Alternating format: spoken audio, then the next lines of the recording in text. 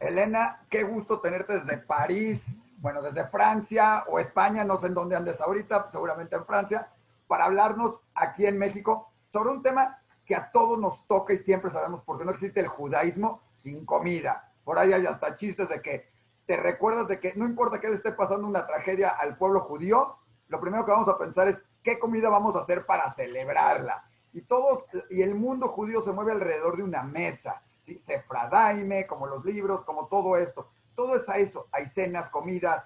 ¿Sí? Yo no entiendo cómo todos no vamos rodando por el mundo, pero porque además la comida es deliciosa. Pero todos conocemos las recetas porque mi mamá la hacía, mi abuela la hacía, y hablo en femenino porque era normalmente en mujeres, y la abuela y la tatarabuela lo hacía. Pero todos conocemos, pero no conocemos a profundidad de dónde viene y por qué es un platillo judío y otros. Y luego entran las discusiones de si es sefaradí, medio ashkenazí, del Líbano, que si porque le puse 3 gotitas de limón, entonces de otro lado que si de otro. Y tú nos vas a platicar un poquito del origen de la comida sefaradí en todo esto. Primero, dime, ¿de dónde surge estudiar a la comida sefaradí, ¿sí? O a la alimentación sefaradí, sacándola del contexto un poco de la cocina y los platillos, además? Bueno, pues mira, buenas tardes. Pues estoy en Francia, es verdad, estoy en Burdeos, en el sur de Francia. Pues este interés en realidad surgió de un interés que tuve durante mis estudios, que comenzaron ya hace un par de años, ¿no? Y que de este afán que tenía de desarrollar un poquito el multiculturalismo que existía en España en la Baja Edad Media. Y entonces, ya poquito a poco, me pregunté, pues, ¿dónde estaba el primer libro de cocina judía de España, de Sefarad? Y entonces, pues, es que durante casi un año estuve buscando alguna fuente histórica, es decir, algo de verdad, no algo de una abuela que te ha escrito una receta aquí en un papelito, ¿no? Y total que resultó que pues no existe libro que se titula Libro de receta judía o Libro de la alimentación del judío, pues no existe.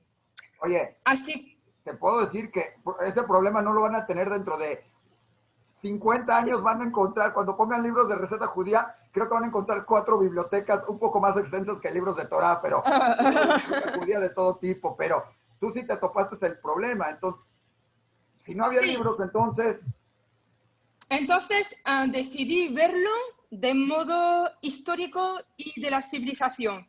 Por supuesto, en España, lo que llamamos hoy actualmente España, ¿vale? La península ibérica, España, claro que existían cristianos, ¿vale? Musulmanes, claro, a partir del año 711, pero sobre todo existía judío a partir del siglo II en España. Entonces, me dije, bueno, es imposible que ya no tengamos, bueno, fuente o algo que nos cuente un poquito más de la alimentación de los judíos. Y esto fue mi afán de saber lo que los judíos comían y los platos que preparaban a partir del momento en que ya sabemos que estaban en España. oye, Elena, se ha hablado mucho que de ahí vienen además muchas separaciones entre el mundo sefaradí y el mundo ashkenazí, porque unos comían Sí. de acuerdo al origen y que si había papa o si había arroz, era mucho Ujú. en ese origen, toda esa parte histórica que seguramente te lo topaste. ¿De dónde vienen todos estos platillos? ¿Son originales judíos o por qué los comían los judíos o por qué hoy en día los seguimos comiendo? O sea, yo sé, por ejemplo, de la comida ashkenazí, mucho se habla de que el famoso chont era porque lo que había hace tiempo y era echa lo que te sobró en la semana. Pero tú Sí. te fuiste a la comida separadí con las hojitas de parra, con todo. Las separadí tienen mucho comida rellena, si no me equivoco. Ujú. Platícanos un poquito de esto. ¿Qué fueron tus hallazgos? ¿De dónde surgen estos platillos que hoy los identificamos como comida judía separadí? Pues en realidad no podemos decir, en realidad la cosa es muy compleja, porque pues siempre, en realidad, cada vez que hablamos de cultura judía, nada más que y sefardí es súper complicado, porque en realidad no puedes encontrar la respuesta a tu pregunta solo con una fuente. En realidad me di cuenta de que había que buscar un poquito por aquí, un poquito de literatura, un poquito de los procesos de la Inquisición, un poquito de esto, y al final es cuando ya lo sumas todo que te das cuenta de que lo que es en realidad la cocina sefardí. Y la cocina de los judíos antes de que ya sean sefardíes, porque sefardí es el nombre que llaman los judíos a partir del siglo XV, ¿vale? Así que es súper importante conocer un poquito la diferencia. En cuanto a la diferencia con la alimentación de los askenazí, pues claro, es súper interesante, porque claro, hay, como tú lo dijiste muy bien, pues las papas, que uno los come, el otro el arroz que no lo come. Claro que comenzó a haber una diferencia entre la comida askenazí y la comida sefardí, pero ya existía una cocina sefardí muy particular antes de que llegaran productos desde América, ¿vale? Porque quiere decir que antes del siglo XV las papas no existían, Claro. ¿vale? Así que ya la papa, los pimientos, el chile, todo esto no existía, pero los judíos ya tenían una alimentación diferente ya desde antes del siglo XV y siglo XVI. Oye, ¿por qué era una alimentación diferente? No era la que comía todo el mundo. ¿Por qué se fue haciendo diferente el de los judíos que el de los demás? Y dinos algún ejemplo de cómo surgió algunos de estos platillos que hoy disfrutamos en cualquier mesa separadí, ¿no?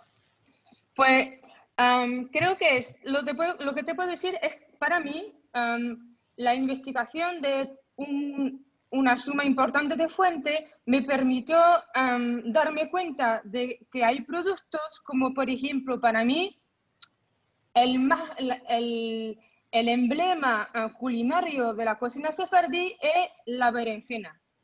¿Vale? La berenjena es el alimento propio de los sefardíes, porque no porque, por supuesto que nos gusta, claro, pero sino también por la visión que tenían los demás, es decir, los cristianos y los musulmanes, no, pero sobre todo los cristianos, la visión que tenían los cristianos de criticar, pero de manera muy fuerte, a los judíos de España y los sefardíes porque comían mucha berenjena, ajo y aceite de oliva. ¿Y por qué lo comían? ¿Por qué lo comían a diferencia de los cristianos y los musulmanes? Primero por el sabor. Es que, bueno, claro, por supuesto, ¿cómo se llama? La berenjena era un producto que crecía en España, por todas partes de España, ¿vale? Y que lo comían. Pero sobre todo, no es forzosamente que a los cristianos no les gustaba el sabor de la berenjena. Es que a los cristianos no querían comer berenjena porque la berenjena era el alimento de los judíos. Y nada más que por eso no querían comerlo por separarse de lo que antes era el pasado culinario de España. A partir del momento cuando los católicos y los cristianos llegaron a España, decidieron marcar su territorio, claro, con la religión, pero la religión también impedía una diferencia culinaria. Y ya esto está clarísimo. Una investigación que yo ya llevé a cabo muestra claramente que, por ejemplo, los musulmanes, pero muchos judíos comían berenjena y a partir del momento en que los cristianos comenzaron a escribir libros de receta, la berenjena desaparece por completo. Y esto también con, vamos a ver, en fuentes más tardías, ¿vale? De los siglos XVIII, de los siglos XIX, sabemos claramente que se dice que, por ejemplo, en Italia no se podía encontrar berenjena en los mercados públicos porque era alimento de judío.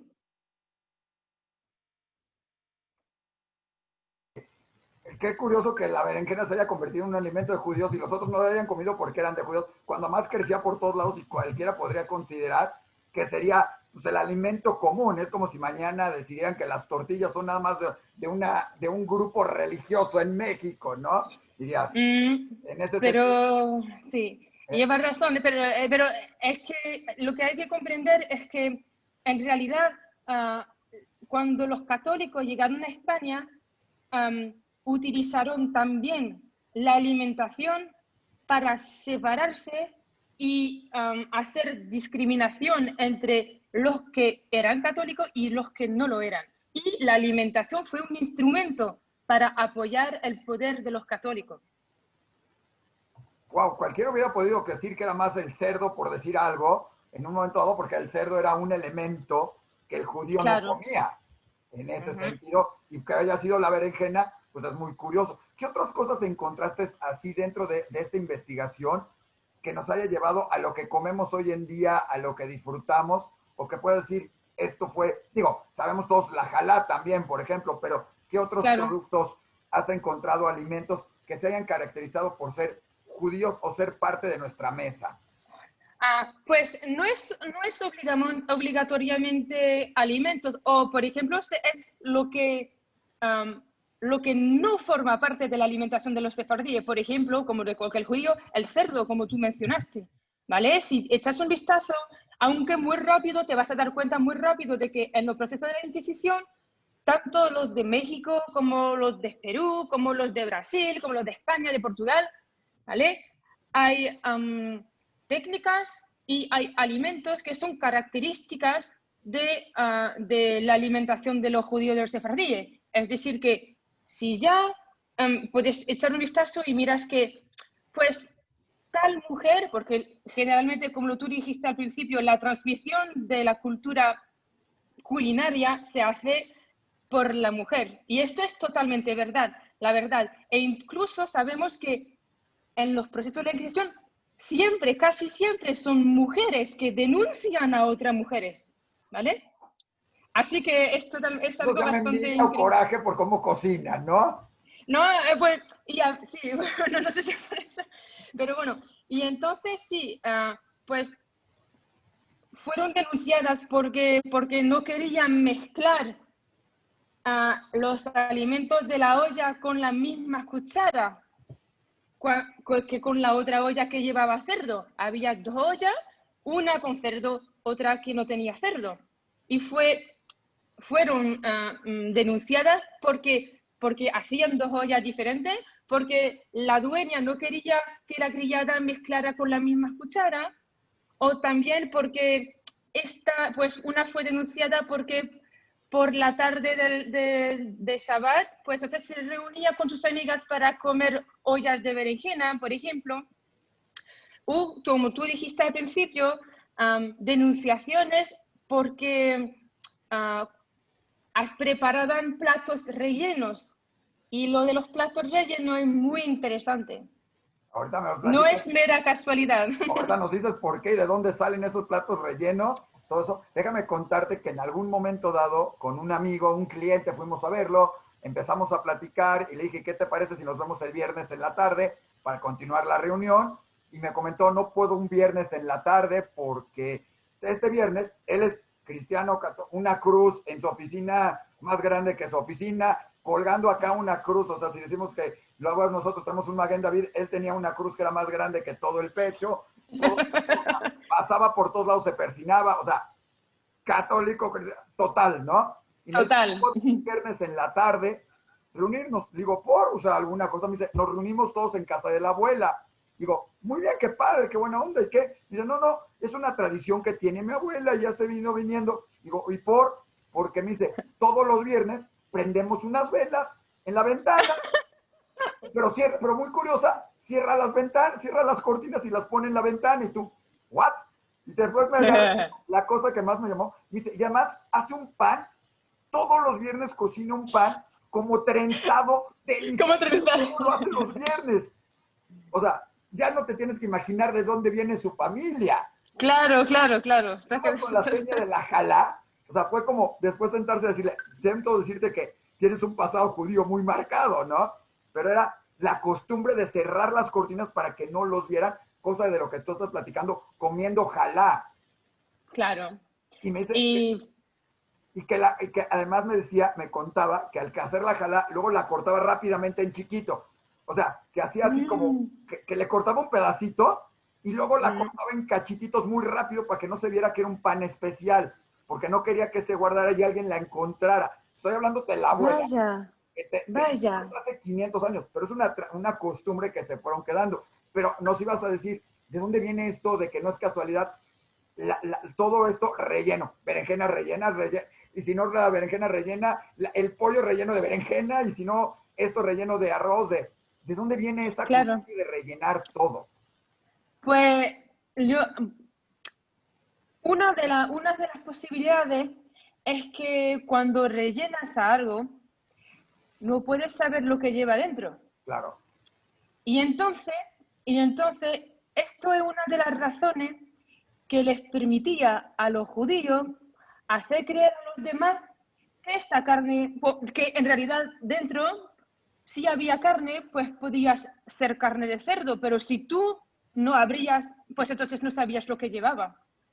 Y entonces esto de esto de rellenar, la técnica del relleno es muy común, todavía se ha transmitido de generaciones en generaciones, pero ya seguía existiendo.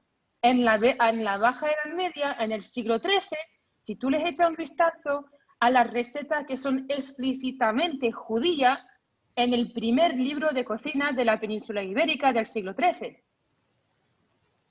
Wow. ¿Y Así como qué que recetas te encontraste en ese libro de cocina, que no es explícitamente, qué recetas encontraste que sean judías que se trasladaron en el siglo XIII, pues hasta América en ese momento? Seguramente, como qué receta te encontraste que sea explícitamente judía. pues el libro de cocina del cual estoy hablando, que fecha del siglo XIII, escrito en árabe por un autor totalmente anónimo, ¿vale? Pero una de las posibilidades que yo hice en mi doctorado es decir que se podía tratar de un médico judío, porque hay muchos índices en casi 600, creo que son 600, no, 536 recetas y 471 recetas de platos exclusivamente en este libro de recetas. Hay técnicas que, por ejemplo, puedes leer y el autor dice, pues tú, pues entonces coges la carne y la tienes que machacar así, pero sobre todo tenés que quitarle el tendón y las venas. Los musulmanes no tenían ninguna prescripción de hacer esto, y aún menos a los cristianos, porque el autor va a escribir esto si los musulmanes y los cristianos ya no tienen ningún imperativo, ¿entiendes? Claro. Bueno, y entonces, bueno, la receta explícitamente judía son 2 recetas de pollo. Una, el pollo está entero, y la otra, el pollo está relleno. Otras 2 recetas, una de perdiz. En la primera, la perdiz está cortada, y la otra, la perdiz está rellena. Y las 2 otras son un plato que se parece bueno, la traducción sería plato judío relleno oculto, ¿vale? Así decía el plato.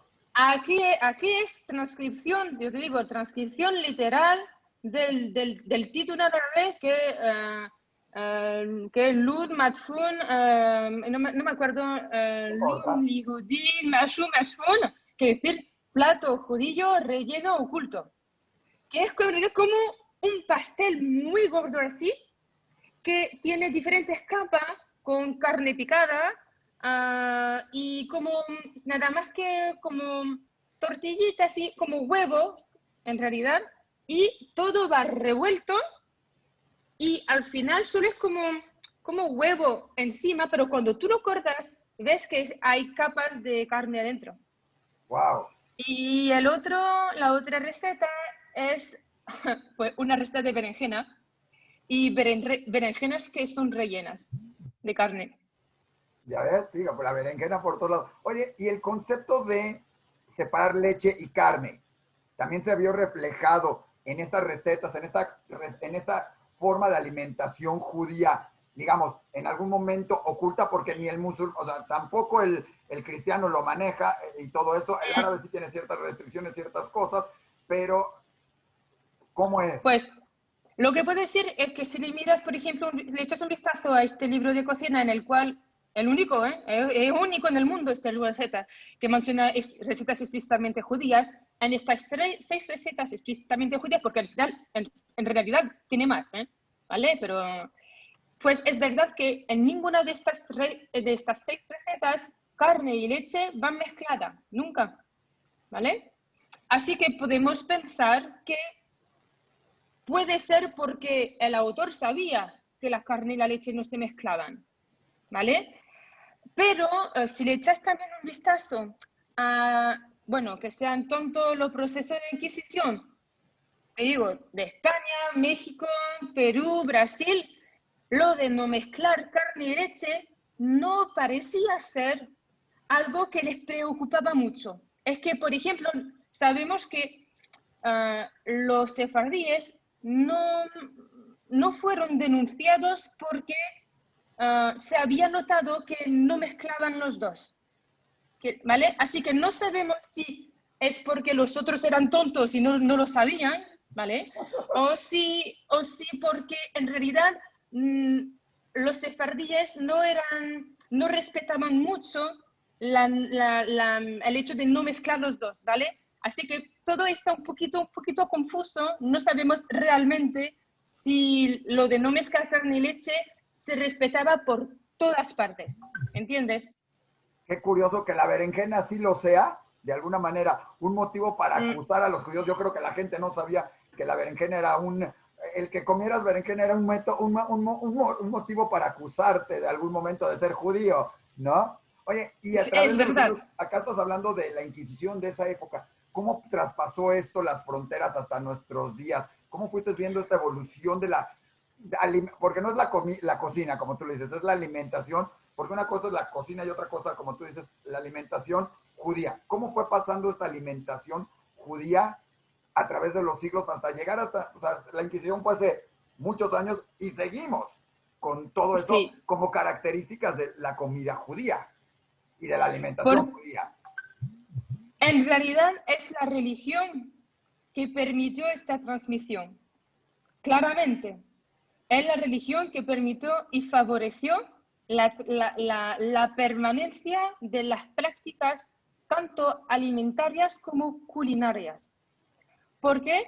Porque el hecho de respetar la kashrut, entonces esto hizo que unas recetas pues pasaron desde España, Portugal, a América, ¿vale? ¿Por qué? Porque lo que hay que saber es que muchos de los sefardíes que llegaron a Brasil o a México, principalmente, por ejemplo, pues muchos de ellos no conocían tan bien el judaísmo. Pero lo que sí sabían es que los que sí sabían muy bien del judaísmo, pues entonces transmitieron este conocimiento y entonces esto apoyó para que se siga haciendo y se siga practicando la alimentación de tal manera.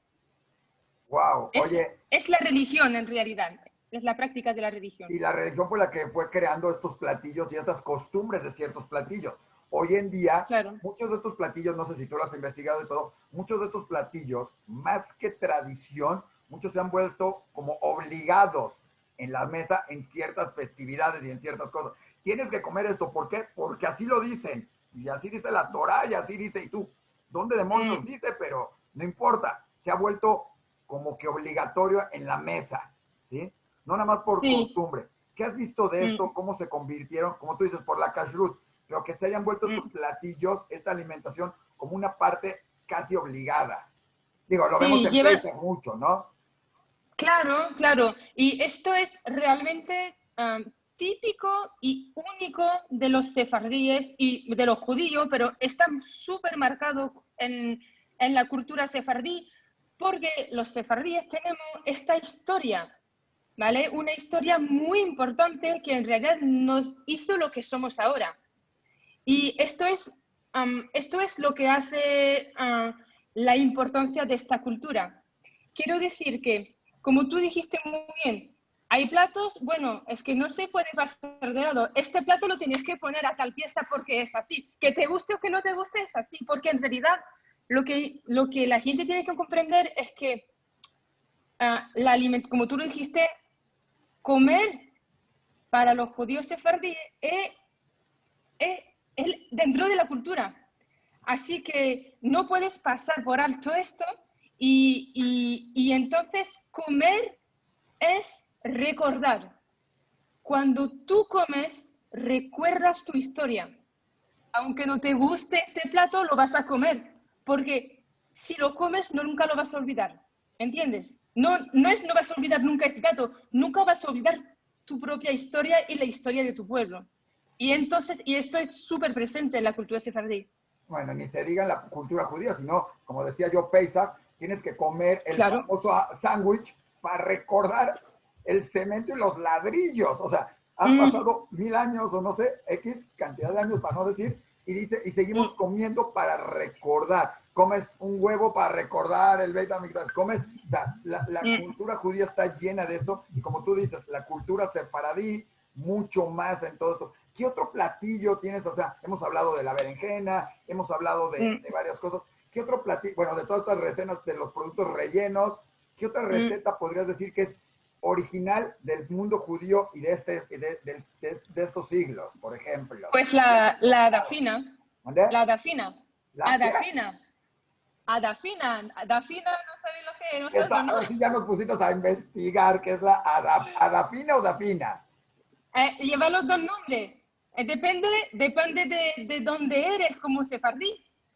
Por ejemplo, se dice dafina, adefina, ¿vale? Es el plato de Shabbat por excelencia de los sefardíes.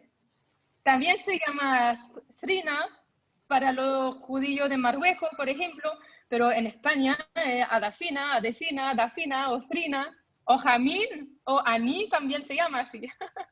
Pues Pero es el mismo plato. Es con garbanzos y no sé qué más, ¿verdad? Es la que hacen con garbanzos y todo eso. Sí, ¿De dónde viene esta? sí. Y que puede ser una receta judía. Digo, porque los garbanzos Pues, también eran parte de toda la comida de todo mundo. O sea, de ahí salió, de alguna manera en México, el pozole también y algunas cosas. ¿Por qué la dafina o la dafina se volvió un platillo judío? porque mira, si tú buscas la receta original o una receta antigua, no la de tu abuela, la receta en fuente histórica, no existe. Porque lo que hay que comprender muy bien es que la historia de Sefarad, es decir, de la península ibérica, la historia culinaria y alimentaria de los judíos de España se ha conocido desgraciadamente gracias a los procesos de la Inquisición, ¿vale? Porque estos idiotas de inquisidores lo que hicieron, ¿vale?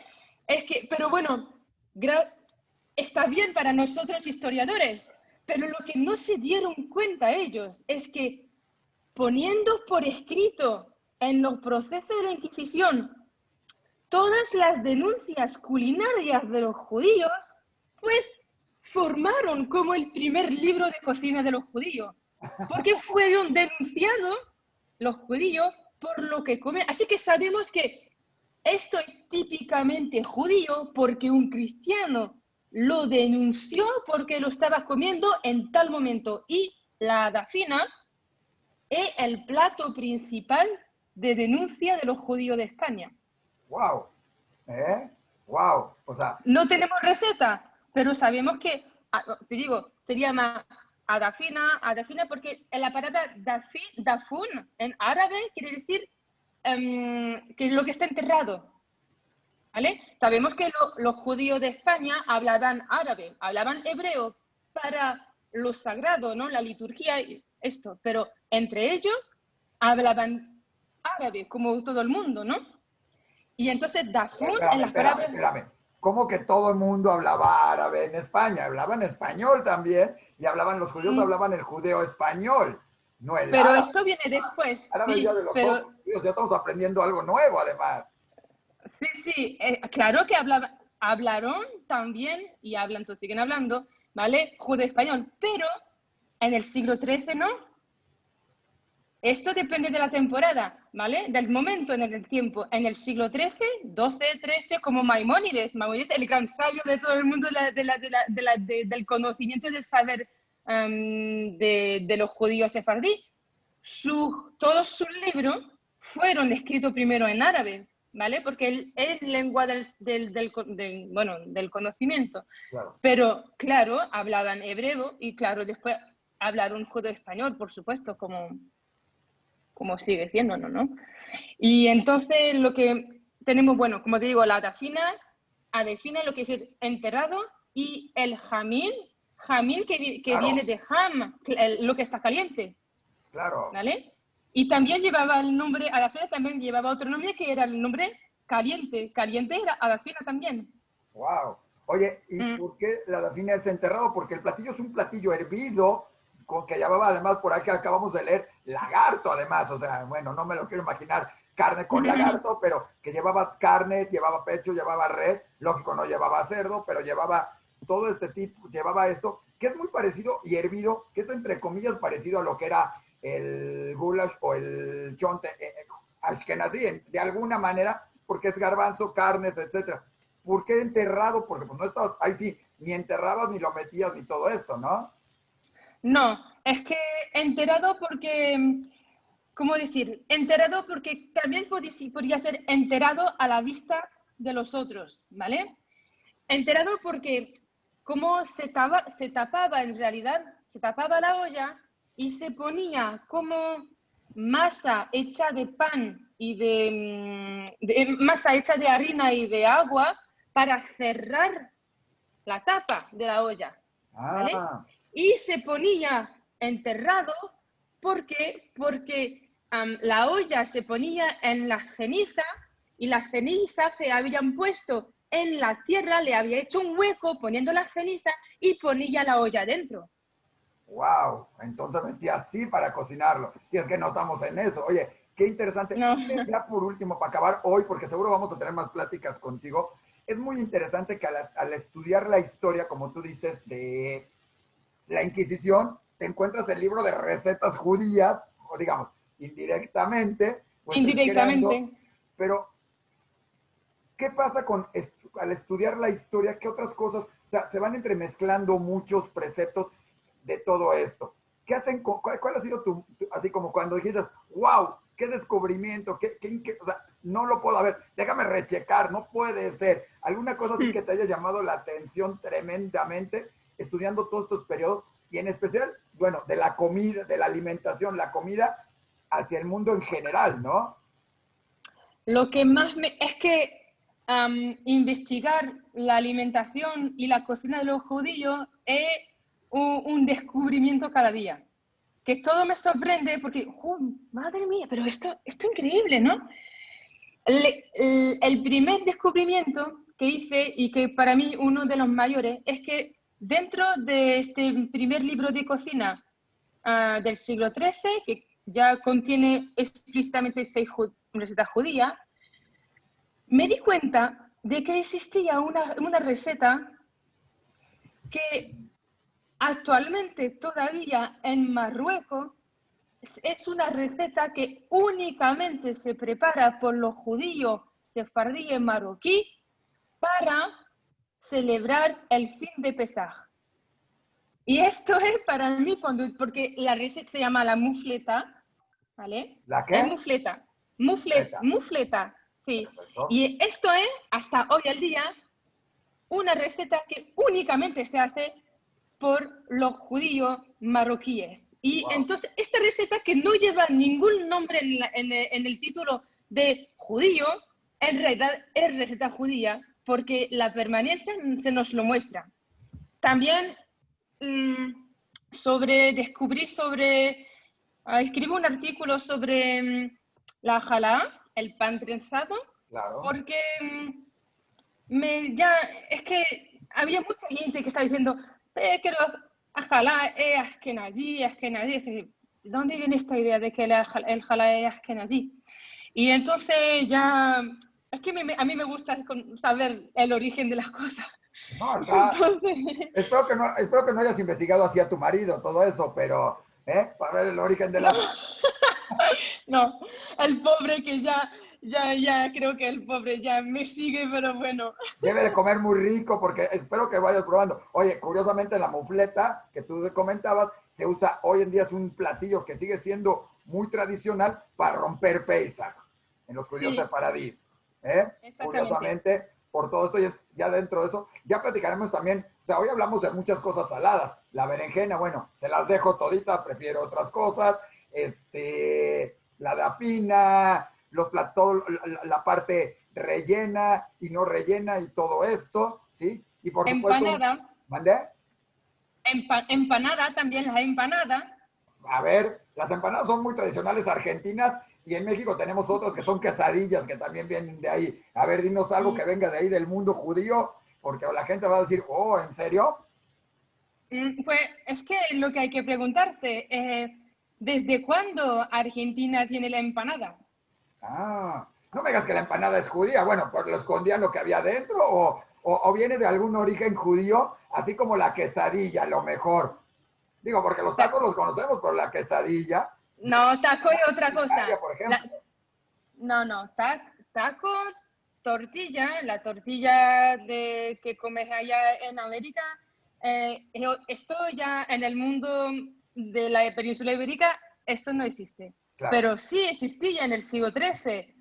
Quesadilla, empanada, esto sí existía. Wow.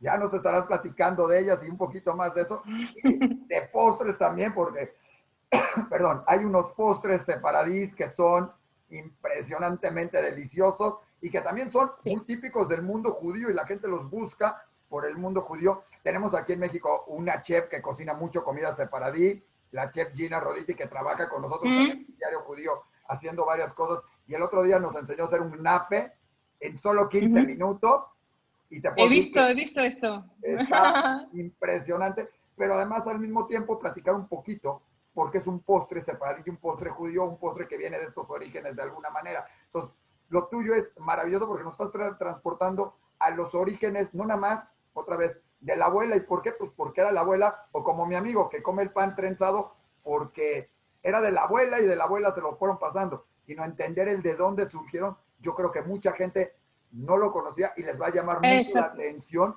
saber que en especial que estos platos judíos en un momento dado, ¿sí?, identificaron claramente como una muestra, no nada más era el cerdo y era, porque todos nos imaginamos que en la Inquisición los acusaban por, comió cerdo, no quiso comer cerdo, mejor dicho, y le Exactamente. servimos, era como, a ver, cómetelo, o sea, todos nos lo imaginamos así como los macabeos, a ver, aquí tienes un pedazo de cerdo, si no te lo comes te mato, ¿no? Era como, Exactamente. y hoy nos dijiste la dapina como el principal platillo por el que los acusaban, la berenjena, ¿sí? Y espero que no, algún día nos vayan reconociendo en el mundo porque la comida judía sigue siendo y la alimentación judía sigue siendo muy especial y muy característica, ¿no? Es verdad, es verdad. Y ya esto es la meta de los dos libros que he escrito. Es decir, y que saldrán ya, que se publican en la primavera del 2021. Es decir, dar a conocer la cultura sefardí y entender por qué, pero no solo para los judíos, sino entender y saber por qué en realidad estamos comiendo tal plato. Por ejemplo, hay unos pastelitos en España que se llaman nuegado, ¿vale? Nuegado.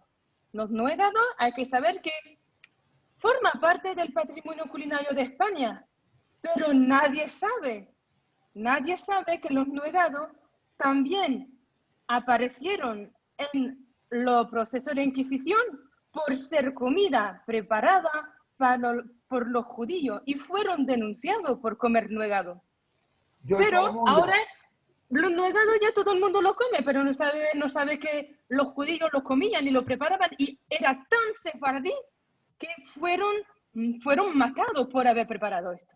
Bueno, ya hay recetas de nuegados en salvadoreños, mexicanos y en muchos lados del mundo, ya lo sabemos. y que vengan de un origen sefaradí judío, pues es muy interesante, así que, ya está. Después, no Oye, sé cómo, no, desconozco un poquito, no sé, la verdad, no sé cómo son los nuegados de América Latina, la verdad, no sé, pero lo que es muy interesante en la cuestión sefardí es que a veces puedes tener un plato que lleva el mismo nombre, pero al final, ser diferente. pues es diferente. O lo contrario, dos platos que llevan nombre diferente, pero al final el mismo plato. Claro. Ahora, déjame decirte que el nuegado, si tú lo buscas, es un platillo tradicional de México en la región de Chiapas. Digo, habrá que ver si se Ah, prepara igual y qué tiene que ver. Y ahí por ahí encontrar algunos de los que huyeron de Chiapas y de la Inquisición y llegaron por ahí y se quedó como un platillo tradicional en una región de México como Chiapas, ¿no? Sabemos todo esto. ujú. Será, digo, porque además así se transmitió mucho de la comida. La gente llegaba a otros lugares huyendo y todo, y de repente o le agregaban y todo, como hoy en día preparamos en la parte ashkenazí, gefilte fish, siempre lo digo, a la veracruzana, o sea, una región de México, que le pones, como se preparaban otros platillos, bueno, ahora preparas el gefilte fish, el pescado a la veracruzana, o el hummus con chile. Hoy no te lo puedes imaginar, el gine con chile, muy mexicano. ¿Eh? Claro. Ya no nos nada, pero bueno. ¿Eh? El hummus chipotle, este qué guay, ¿no? Exacto, ¿eh? Entonces, esos son nuevos y que en futuras generaciones dirán de dónde. Son como se van mezclando y irnos al origen es bien interesante porque nos dice de dónde salió y cómo salió, ¿no? Y entender un poco además a través de la alimentación y de las recetas, entender un poco del pasado judío y que nos lleva al presente, ¿no? Oye, Elena, ha sido increíble, bien interesante, aprendimos tremendo. Yo te voy a invitar a que lo sigamos haciendo. Le tengo que agradecer desde aquí Perfecto. a Jason de la Fundación Separadí en Nueva York, en Estados Unidos, por habernos puesto en contacto. Felicidades. Además, felicidades por tu Gracias. español. Qué bárbaro, hablas mejor español que muchos Ah, otros. ¿Eh? Y además esto por francés, parte. por lo que veo, árabe y todo lo demás. Así que, ¿eh? Bueno, es que ya tú sabes bien que ya la historia hace que hemos tenido que hablar diferentes idiomas para salvarnos, ¿no? Así que ya, Oye, yo te voy a decir que tus libros, lo bueno es que ya hay traductores, pero entre tus libros y tus artículos en francés, lo bueno es que ya me los leí en español alguno que otro, están impresionantes y muchísimas gracias, ya esperamos tus libros, o sea, poderlos ver ya que llegue esa primavera del 2021, ¿sí? gracias. Poderlos ver, pero mientras seguiremos teniendo a Elena, ¿sí? No digo el Claro. apellido porque seguro lo voy a decir mal, Yaguara Piner, ¿sí? Es Piñer, Piñer, sí. O sea, fácil lo dije mal, está bien. ¿Eh? Un gustazo que esto, y prometo para mi gente y para todos los demás, seguirla teniendo, tener artículos de ella y tener mucho contenido de ella hablando de la alimentación judía separadí, y la vamos a comprometer a que nos busque también algo de la parte de Ashkenazí, porque seguramente también tiene varias cositas por ahí que ha ido Claro, encontrando, ¿no? claro, claro. ¿Eh? Muchas cosas interesantes que decir. Muchísimas gracias, Elena. Con placer, con mucho placer, Isaac. Hasta pronto. Hasta pronto.